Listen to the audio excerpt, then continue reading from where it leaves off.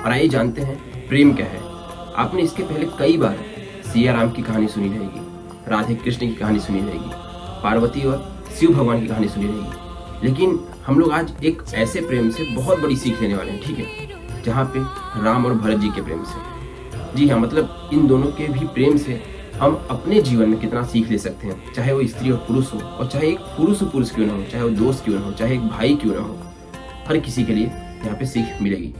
तो होता ऐसा है, राम जी तो वन में चले जाते हैं और भरत जी अपने नानी के घर पे गए रहते हैं, जहाँ पे उनको कुछ भी पता नहीं रहता है। लेकिन जब वो आते हैं वापस अपने घर और जो वो पूरी कहानी सुनते हैं, तो अपनी पूरी भव्य सेना लेके वो चले जाते हैं भगवान राम को वापस लेने के लिए।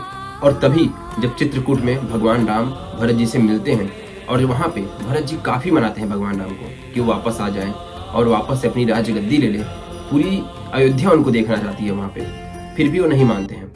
काफ़ी मनाने के बाद वो नहीं मानते हैं, फिर वो दोबारा प्रयास करते हैं और दोबारा प्रयास करने से कुछ ही देर पहले वो सोचते हैं कि कैसे मनाया जाए, ऐसा क्या किया जाए कि इस प्रयास में भगवान राम मान जाए वापस चलने के लिए। और इसी बात को लेकर भरत जी काफी चिंतित दिखते हैं और तभी वहाँ पे जनक जी उनको देख लेते हैं और फिर जनक जी उनके पास जाते हैं और पूछते हैं कि आप काफी चिंतित हो कि भगवान राम आपके साथ वापस चले जाए, तो क्या मैं आपसे एक सवाल पूछ सकता हूँ? तो भरत जी कहते हैं जी पूछिए।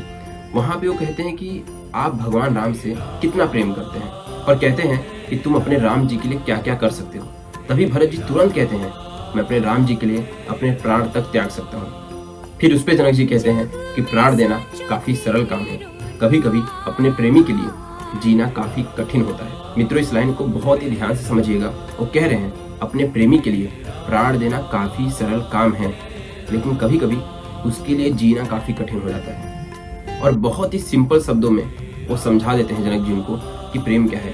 वो कहते हैं यदि तुम राम जी से बहुत ही सच्चा प्रेम करते हो और अगर उनके सच्चे भक्त हो, तो एकदम सीधे साधे जाके उनके चरणों में बैठ जाओ और उनसे पूछो कि उनकी क्या प्रसन्नता है, वो क्या चाहते हैं, उनको कौन सी चीज खुशी देगी। जो चीज वो कहते हैं, जो कार्य वो कहते हैं, वही कार्य कर दो और वही कार्य प्रेमी की पूजा समझकर कर दो। और फिर भरत जी समझ जाते हैं और फिर कहते हैं कि अभी तक मैं तो अपने कर्तव्य, अपनी कीर्ति को ही प्रेम समझता था, लेकिन हे जनक महाराज, आपने मुझे जिताकर, आपने मुझे समझाकर जो भक्ति का दान दिया है, जो भक्ति का ज्ञान दिया है, वो मैं हमेशा उस चीज का ऋणी रहूंगा। और तभी वो बिल्कुल वैसा ही करते हैं कि राम जी के चरणों में जाते हैं और कहते हैं कि आपकी क्या प्रसन्नता है। और इसी बात पर राम जी कहते हैं कि हे भरत, आज राम तुम्हारे प्रेम के सामने हार गया। तो कहने का मतलब है जिसमें प्रेमी की खुशी हो वही कार्य करना, जिसमें प्रेमी की प्रसन्नता हो वही कार्य करना, यही प्रेम है। और यही भरत जी ने राम जी के साथ अंत में किया था। जय